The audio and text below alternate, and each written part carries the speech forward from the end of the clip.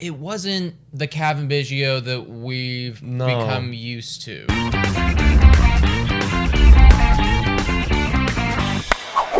Hello, everybody, and welcome to Blue Jays Today, where we always have something to say about the Toronto Blue Jays. I'm your host, Adam Peddle. And I'm your host, Nicholas Playlog, and today we're going to be asking the question and answering, should the Blue Jays consider trading Cavan Biggio? But before we get into that, guys, please make sure to like and subscribe if you enjoy this content. And also, Today Jays is our code for Monkey Knife Fight and for Manscaped, our two sponsors.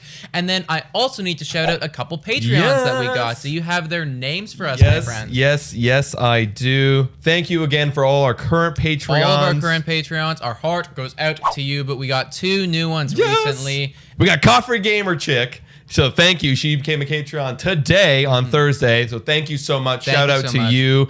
And then Daryl Adams, you became a Patreon on Sunday. So thank you so much. Yep. You guys are the ones keeping us going. And you guys are more than welcome to come on our Wine on Wine starting again next week because we're going on vacation soon. So give us a shout and you guys can come on and talk baseball or talk whatever. Whatever. Yep. So thank you so much, Daryl and Coffee Gamer Chick. Thank you.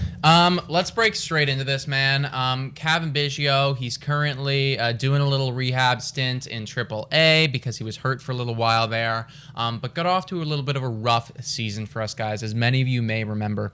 I think the best way to go through this would be to start and being like, well, what might be some of the pros of trading Cavan Biggio? And then we can do the cons and then give kind of a concise conclusion. So from your standpoint, if we were to trade him, like what would be some of those pros? Well, Cavan Biggio has tremendous trade value right now. He's a young guy, 26-year-old. He's only $604,000 still with team control and 3 arbitration years. And as well as trade value is looking really good compared to on baseball tradevalue.com. 25.8. So you're going to get something really good. Like theoretically, if you wanted to, not saying they would, but you could make an argument where you can go Cavan Biggio for Trevor Story this year, right? With a bit of add-on, bit of cash. You absolutely could. So he's got lots of value, and we have some missing holes in our arms. So that's a big pro. Yeah, and from my standpoint too, it's like, if we were going to target one of those starting pitchers, well,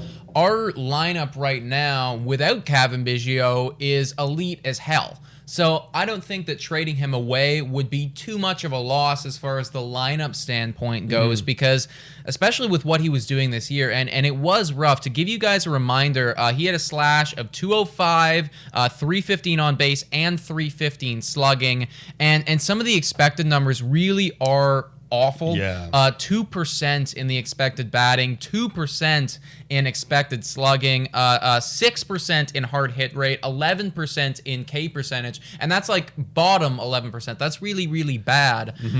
So as of right now, or what he was doing, it wasn't the Cavan Biggio that we've become used to. No, this is one of his worst years ever. This is his worst start, way below career average. And honestly, him getting injured and being out of the lineup has actually really helped our lineup because the guys replacing him have been better. Like, for example, Joe Panic has been much better. 273, 286. I'll get to his OPS of 695, which is better than Cavan's 630. Espinal's been decent, a little less than Cavan Biggio in terms of OPS, but the point is defensively much better. Defensively, because also Cavan Biggio, he had, I believe it was 6 errors at third base to start the year. 6 errors. Very rough. And that's in such a shortened sample size, that he also fielding percentage of 92.9%. That's just not good enough, especially over there at third. So even when he was healthy, guys,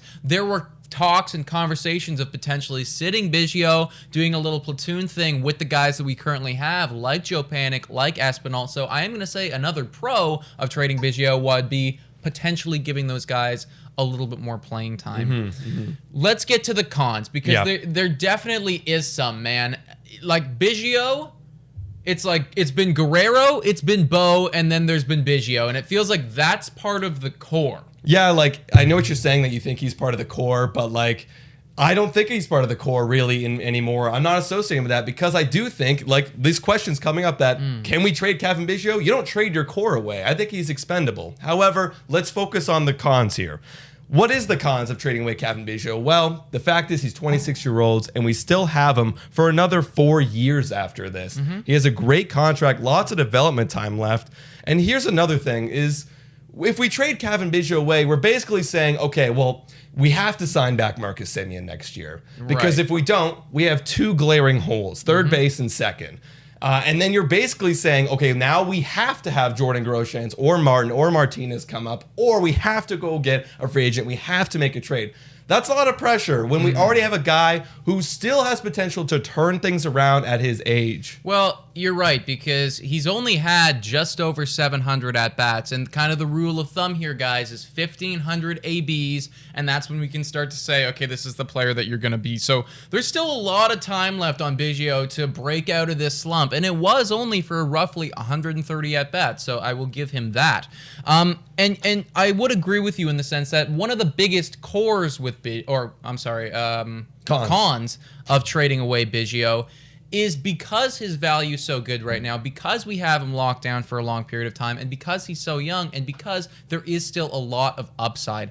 Trading him away would mean that we would be changing avenues, we'd be kind of going down a different path here, which would require us to make some free agent acquisitions, I think, which would require us to maybe bring back a Joe Panik, maybe a Semien. I don't really know, and it would also require the prospect. So it's definitely throwing a lot more darts and a lot more. There's a lot more movement that I find that you don't necessarily need. And yes, I'm not saying Cavan Biggio is definitely the answer. Like this guy, at best this year, I see him in a platoon situation with Joe Panik. Like at best, at best maybe he takes a job, but I don't think that's going to be happening anytime soon. But I'm not sure. But the thing is, there's too many moves to be made. My kind of final thought on should we trade Cavan Biggio is not yet. This year, no. Because then we have all these questions. If we end up having a little bit clearer picture next year, where let's say we do get like Semien back, or we make a trade for a good third baseman, maybe Martin comes up and he's exceptional.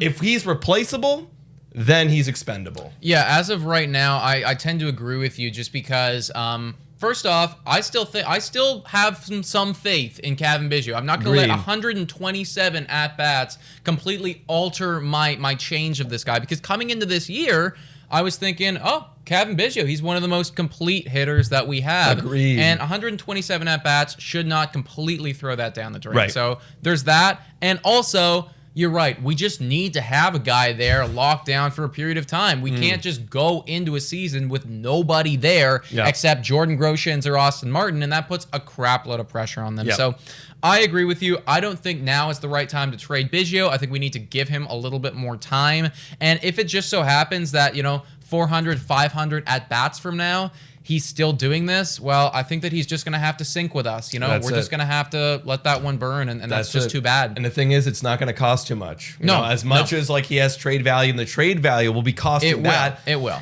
I would take that risk. I will take that risk. I for agree, the better buddy. of the team. I agree. So I also have one final thought, just with that being said, saying that we both agree that we think that right now is not the time to trade Biggio. I just want to look at what he's doing right now and why he's struggling so bad. 2020, 13.7 chase percentage. 2021, 20.6 chase percentage. 2020, a 59.5 chase contact percentage. 2020, a 38.7 chase contact percentage. Really down. So not only is he chasing more right now, but when he's chasing more, he's hitting the ball far less, just causing a horrible strikeout mix for Cavan Biggio, and that's why he's striking out as much as he is. Yeah, Cavan Biggio, we hope that you come back. We hope that you do well, because we don't want to be talking about trading you. We would just love for you to be great. And frankly, I know Joe Panik's doing okay right now, but not the long-term solution for me. No, we need a star at third base. Guys, let us know in the comments down below, what do you think about trading Cavan Biggio? Do you think it's a good idea to do it now? What do you think? Let us know in the comments down below. You can also check us out on Spotify, Breaker, Anchor, Radio Public, and Google Podcasts. Also, please make sure to like and subscribe if you enjoy this content. Today, Jays, is our code for Monkey Knife Fight and for Manscaped. Shout out to our Patreons, $3 a month, and you can become one. Thank you so much for those who've done so. And check us out on our social media following. Yeah, and also, guys, if you made it this far, we're going to be going on vacation, and there's going to be no wine-on-wine tonight, I guess it would be, and no live show this weekend. You can but call in next week. Next week, we'll be back. You guys just wait. We'll be back. All right. Thank you guys so much for watching. And go Jays, go!